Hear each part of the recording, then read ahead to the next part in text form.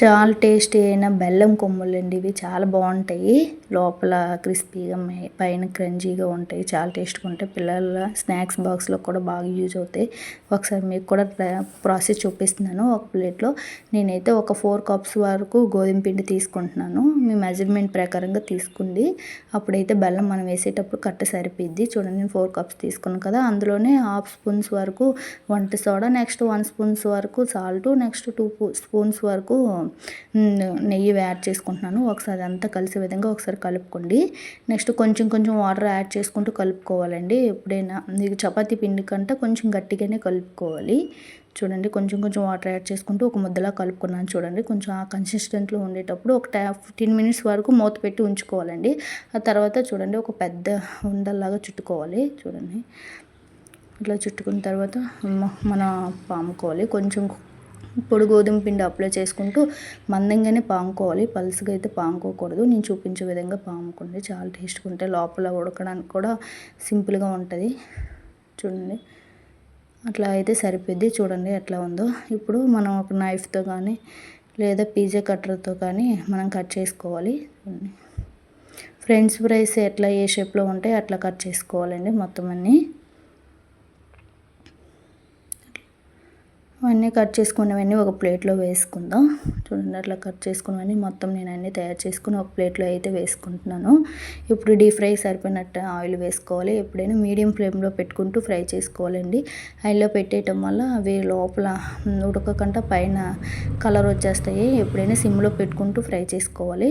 చూడండి, కొంచెం time taking ప్రాసెసే. స్లోగా కదుపుకుంటూ సిమ్లో పెట్టుకుంటూ మొత్తం అన్నీ ఫ్రై చేసుకోవాలండి. పైన గోల్డెన్ కలర్ వచ్చే విధంగా. చూడండి, కలర్ వచ్చేసింది కదా. ఇప్పుడు ఈ టైంలో తీసేసుకోవాలి. మొత్తం అన్నీ అట్లానే చేసుకోవాలి. చాలా టేస్ట్గా ఉంటాయి. నెక్స్ట్ రౌండ్ కూడా వేసుకుందాం. మనం చేసేవన్నీ మొత్తం అన్నీ అట్లానే చేసుకోవాలి. సిమ్లో పెట్టుకుంటే చేసుకోవాలండి కంపల్సరీగా. ఆయిల్లో పెట్టేయడం వల్ల తొందరగా కలర్ వచ్చేస్తే లోపల మెత్తగా ఉండిపోతాయి. చూడండి, మెత్తగా బాగా వచ్చాయి కదా. మొత్తం అన్నీ అట్లానే ప్లేట్లో అన్నీ వేసేసుకోవాలి.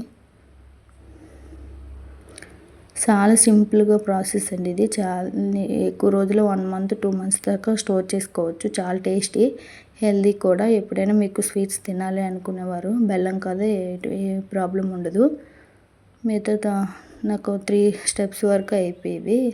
కొంచెం కొంచెం వేసుకోవాలండి. విడివిడిగా ఒకేసారి వేసుకోవడం వల్ల ఉడకవు. చూడండి, మొత్తం అన్నీ నేను ఇట్లా రెడీ చేసి పెట్టుకున్నాను.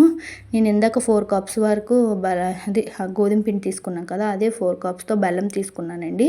నెక్స్ట్ 1 కప్పు వరకు వాటర్ వేసి మొత్తం బెల్లం కరిగి పాకం వచ్చే విధంగా చూసుకోవాలి. చూడండి, మొత్తం బెల్లం అంతా కరిగిపోవాలి. కరిగిన తర్వాత పాకం రావాలి. చూడండి, బెల్లం అంతా కరిగిపోయింది కదా. ఇప్పుడైతే మనం పాకం ఒకసారి చెక్ చేసుకోవాలి.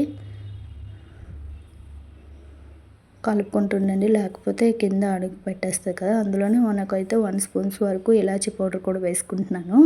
ఇప్పుడు మనం అయితే పాకం చూసుకోవాలి. చూడండి, కొంచెం స్మూత్ ఉండలాగా వస్తున్నట్లయితే పాకం అయితే రెడీ అవుతుంది. ఇంకొంచెం 10 మినిట్స్ వరకు పాకం వస్తే సరిపోద్దండి. చూడండి, ఇట్లా రావాలి. మనం చుట్టగానే అది ఉండయి కొంచెం స్మూత్గా వస్తున్నట్లయితే పాకం ఆల్మోస్ట్ రెడీ అయిపోయినట్లే. చూడండి, నేను చూపించే విధంగా ఇలా ఈ టైంలో మనం స్టవ్ ఆఫ్ చేసి మనం ముందుగా రెడీ చేసి పెట్టుకున్న కొమ్ములు కూడా వేసుకోవాలి.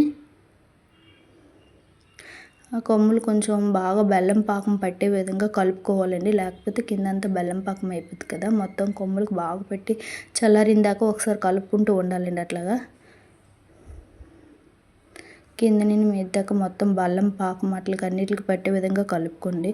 బెల్లం పాకం కొంచెం చల్లారిందాక కలుపుకోవాలి. అట్లానే చూడండి, మొత్తం అంతా బెల్లం పాకం అంతా అన్నిటికీ బాగా ఈవెన్గా పట్టింది.